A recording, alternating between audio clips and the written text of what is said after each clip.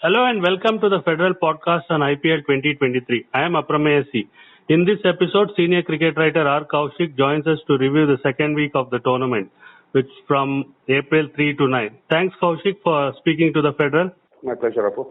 Kaushik, after 14 matches in IPL 2023, 8 teams have opened their account with very little separating the top 6 in the table, as they all have 4 points each. Rajasthan Royals are on top. Mumbai Indians and Delhi Capitals are yet to register a win so far. Also, no side has remained unbeaten so far. In the orange cap standings, Shikhar Dhawan tops with 225 runs, while Markwood is the leader in the purple cap table with 8 wickets. However, Yuzvendra Chahal and Rashid Khan too have the same tally, making it a tight race. Kaushik, first up, looking back at the last 7 days of action involving 9 matches, Kolkata Knight Riders batsman Rinku Singh was the star of the week, wasn't it, Kaushik? The way he hit 5 consecutive sixes in the last over of Yash Dayal against Gujarat Titans to win the match. Incredible innings, wasn't it, Kaushik? Totally, absolutely. You nailed it, Apu, when you called it incredible. This has been a week where a lot of the not so fancied Indian players have done really well. But to watch Rinku bat last evening to pull off victory when everybody, I suppose, had given up on a Kolkata victory. Right. I mean, how often do you score 29 runs in the last over to win a match? How often do you hit 5 sixes in a row to win a match? People talk about Carlos Brathwaite and the 4 sixes in the T20 World Cup final in 2016, but they didn't really need 4 sixes at that time. He just hit 4 sixes and finished off the game. Whereas here, when you came to the last 5 balls of the match, 28 runs, so it was 4 sixes and a 4 that was required at that stage. And for Rinku to hold his nerve, to pull off 5 sixes, I know it was against a not so experienced bowler at this stage, Yash Dayal, left-arm seamer. But just the manner in which he held his position, held his shape, held his nerve, and the immense self-confidence that he showed in that situation, I think it was just a phenomenal innings. And interestingly, Kaushik, both players play for the same side, Uttar Pradesh in domestic cricket, and both are 25-year-olds and both left-handers, left-arm pacer versus left-hand batsman. And did that help Rinku Singh knowing his teammate from the domestic cricket? It works both ways, doesn't it, Abu? If Rinku Singh knows Yash Dayal, then Yash Dayal also knows Rinku Singh because they played each other so often in the nets. They played with each other for the state side. So the familiarity factor rests with both the individuals. It's just that on this particular day, you could say that Rinku really had nothing to lose. I mean, like I said, not many people would have expected him to pull off the impossible. Right. So in some ways, there was no pressure on him, at least until the first 3 sixes. And then when he brought it down to 10 of 2 balls, then he might have started thinking, oh yeah, now... That's what happens, isn't it? I mean, when you're chasing a target like that, and when you're so far behind the 8 ball, then you're playing without any pressure. And then when you suddenly see the finish line in front of you, then that's when the nerves start to play. But to Rinku's credit, and he's like you said, he's 25, but he's been around for a really long time. And there's so much that has been said about Rinku and his commitment to KKR especially. Right. And to see somebody like that who's sort of worked in the shadows for so long, to step out and have his moment under the sun. I think it's a great story. It's pretty much the story of the IPL as we've seen over the last so many seasons. Just focus on the youngsters as well, like other youngsters like Sai Sudarshan, Dhruv Jurel, Suyash Sharma. Your thoughts on them, Kaushik, in the past week, how they have performed? Yes, I mean, Sai Sudarshan has been a very consistent performer for Tamil Nadu in domestic cricket. He played for the Titans last year as well, had a couple of good knocks. But I think this time the fact that the impact player has come in. He began the first game as an impact player when Kane Williamson got injured, and then he had a good knock there. He's followed it up with 2 excellent half centuries. He's a very organized, composed young man, left-hander, so that helps as well. And the thing that is most impressive about him is how he's temperamentally sound. I mean, you can have all the shots in the book, but you should know when to play which shot, and more importantly, when not to play which shot. And I think yesterday he showed excellent deft touch, and he got off the mark with a boundary of Sunil Narine to third man. There was just so much class about that shot. And he is really one for the future. Suyash Sharma, we have to wait and see. It's just been 1 game.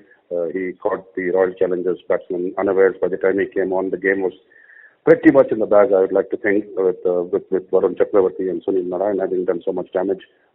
We have to wait and watch because we have seen so many of these so-called mystery spinners come and then fade away as quickly as they come. So we need to give some time, see how the young man goes over the course of the tournament.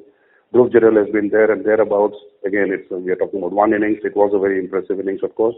But I think it's important that we don't jump the gun and we don't expect too many things from these people, because in the larger scheme of the IPL, these are all French players, and I don't mean it with any disrespect. You would expect the established players from India. You would expect the overseas stars to do most of the hard lifting, if you like, and these guys are supposed to just be the support cast.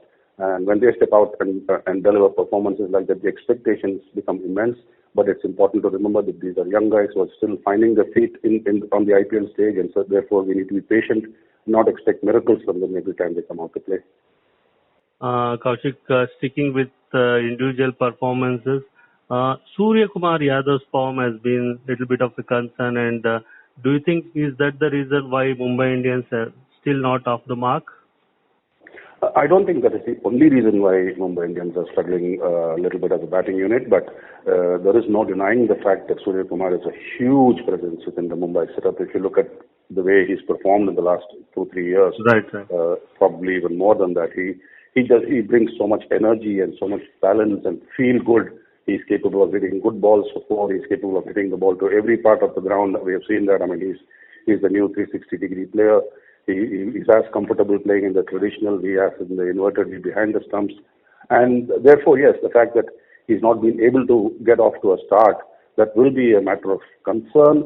I think more than, it's just one of those things, cricket's a very funny sport. You've seen that so often in the past, and Surya Kumar was riding the crest of a wave for all of 2022, and 2023 has not been kind to him at all. Right. The exact opposite of Shubman Gill, who is having a great 2023. Surya is really going through the warts. I mean, you look at 3 first ball dismissals in the one-day international series against Australia, has never happened in the history of the game. And then he comes here and got out to an innocuous delivery in Bengaluru against RCB. And the way he got out the other day against Chennai Super Kings, it just shows that when things aren't going your way, they're not going your way. It was a sweep down the next side. The umpire called it a wide, and Dhoni went up in review because he thought the catch had been taken, and obviously when Dhoni thinks the catch has been taken, then obviously the catch has been taken. So it's just, that's an unfortunate way of getting out.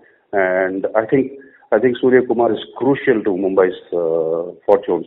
If you go back in time and look at the 1990s, the late 90s, for instance, when Karnataka was such a dominant force in Ranji Trophy cricket, and the team had learned to live without Rahul Dravid, because Rahul Dravid was away on India duty most of the time, and therefore at that time Vijay Bharadwaj had become the most important player in the Karnataka team, even when Rahul Dravid played between India matches.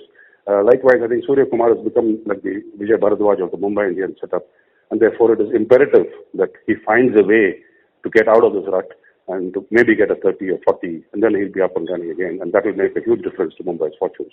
Right. And one more team which has not registered a win so far is Delhi Capitals. 3 losses in a row, and they're at the bottom of the table. What can they do in the coming week, Kaushik? Delhi Capitals. Just believe in themselves, I think. I mean, it was interesting to listen to Ricky Ponting speak the other day about how he's a little clueless about why things are happening, because he says the way the guys are working in the nets, the commitment, that can't be faulted. So there is, obviously, it is just again a question of having confidence in your abilities. You have done well as a team in the past because you have talented individuals, you have people who have delivered in the past. The problem now is that because they have lost 3 on the trot, and then there's this desperation for points, and then to not be left behind in the race for the playoffs. So you start to make these changes, and you start rethinking your combinations and your approach and your style of play, and that's always a recipe for disaster.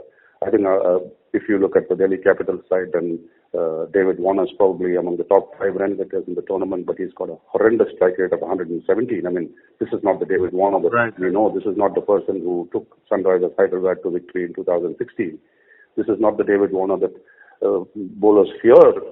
If you see David Warner in the last 2-3 years, he's really struggled in the IPL. And there was a reason why Sunrisers stripped him of the captaincy, left him out of the side. And from that time onwards, he's been on a downward spiral. And the fact that he's batting deep, but he's not able to score quickly enough, is also putting pressure on the other batsmen. It doesn't help that Prithvi Shaw has not been in good touch. They tinkered around with the combination, left out Sarfraz Khan, left out Prithvi Shaw at the start of the last match. Obviously, clearly they are missing the leadership of Rishabh Pant. Rishabh is one of those ebullient characters who somehow has the ability, the knack of lifting the team just with his presence, not to mention his explosive batting. So I think that is a factor as well. But I think most importantly, Delhi need to believe in themselves, and they need to believe that they're not as bad as their position in the points table suggests. And if they can do that, then that's half the battle won. And before we wrap up, a couple of more questions, Kaushik. There's a big concern the way IPL matches are going beyond the 4 hours. Your thoughts on that, Kaushik? How to improvise over rates? What can be done? Because when T20 cricket was introduced, it was like 3.5 hours short span where fans could come and enjoy. But now it is going beyond 4 hours with IPL. Couldn't agree with you more, Apu. I think we owe it to the primary stakeholders, which are the fans. We need to respect the game. The rules are there for a particular reason, and there are sanctions in place for these infractions, if you like. And one of those sanctions is that there will be an additional fielder inside the ring for every over that goes beyond the stipulated time. There are penalties on captains in terms of suspensions for slow over rates, and they need to be followed in the letter of the law, not just in the spirit of the law. Because, like you said, it's short-changing the spectator when he comes in looking for a 3.5-hour game and he's ending up spending 4 hours 20 minutes to get a result. And he has got to work the next day. They have got to go to office the next day, or the kids have to go to school the next day. It's not fair on anybody. And it is not an edifying spectacle. I mean, you look at it, and this is supposed to last 3 hours and 20 minutes. And the way things are going, like you said, 4 hours, 15 minutes was for the first game of the tournament, the match between Gujarat Titans and Chennai Super Kings. And that is simply not done. That is not done. I know there are new innovations. You have the reviews for the wides and the no ball. And I think it is essential for the umpires also to make sure that the game keeps going forward. You have so many stoppages. I remember there used to be a rule where a new batsman had to take guard within 80 seconds of the dismissal of the previous batsman. I don't think that is being followed. There has to be a little bit of leeway. You have to allow some leeway when the rules exist. But you can't just stretch them so much that it is loaded so much in favor of the players, and you're completely ignoring the fan who's made the game what it is. Right. Kaushik, one last question. As we spoke earlier, that it's a crowded table. Do you think any one team which can go away from the other 5 and top the table when we talk next Monday, Kaushik? I don't know. That's the beauty of the IPL, of this format, isn't it? I mean, the T20 format, you can never predict anything. You would have thought, all other things being equal, that Gujarat Titans would be sitting unbeaten on top of the table when we spoke this morning, when we are speaking right now. Right. For about 39 overs, 39.1 overs of the game, they were in control, and they were winning the game, and they would have been the only unbeaten team and sitting pretty at the top of the table. And that's not what happened, thanks to Rinku. So things can change so quickly in the IPL. All we can say probably with guarantee is that neither Delhi nor Mumbai will be sitting on top of the table when we speak next week. But it's good for the tournament that you have so many guys vying for those 4 positions. Now we have 10 teams, out of which only 4 can qualify. And this logjam and the closeness of these matches, the fact that newer and newer heroes are coming up, adds to the excitement of the format, adds to the charm of the IPL, and long may it continue. Thanks, Kaushik. We'll reconnect next Monday.